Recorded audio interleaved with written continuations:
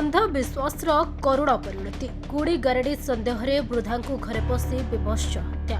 मयूरभंज जिला बहलदा थाना कुंभीरदा गाँव जड़े अविवाहित वृद्धा को गुणी गारेडी सन्देह विभत्स हत्या हत्याकांड घटाई हत्याकारी थाना आत्मसमर्पण कर मृत वृद्धा जनक हेले जबा टुडू।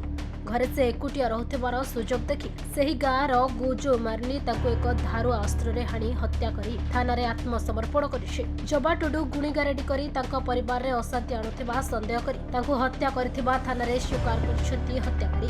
घटनास्थल रे पुलिस और साइंटिफिक टीम पहुंची घटनार अधिक तदंत जारी रखिछे।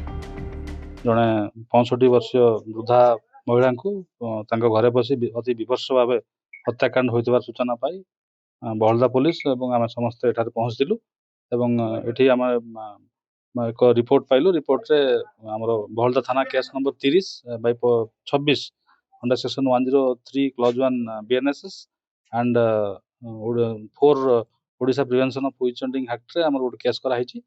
केस रे जो आमर आसामी अछंती से रायरंगपुर थाना रे आत्मसमर्पण करथिले। तापर आम स्पॉट रे तदंत जारी रखिछु। वर्तमान सुधा डाहाणी संबंधी हत्याकांड बोली जना पड़ुछि। तदंत अग्रगति अछि। आगु को गले आउरी माने विशेष सूचना पाए आपन दे परिबा। सर कारण से तांकर दीर्घ दिन हबो तांकर देह खराब थिला तांकर वाइफ तांकर निजर तो ताकू से अंधविश्वास भावी सेटा को हत्याकांड करथिबार प्राथमिक अनुसंधान जना पड़ुछि। पर तदंत आगु बढ़ले तार प्रकृत कारण एवं अन्य कह संपृक्ति थाइबार सेटा मध्ये हमें तदंत उपभुक्त करछु। मयूरभंज प्रदीप्त होतांक रिपोर्ट।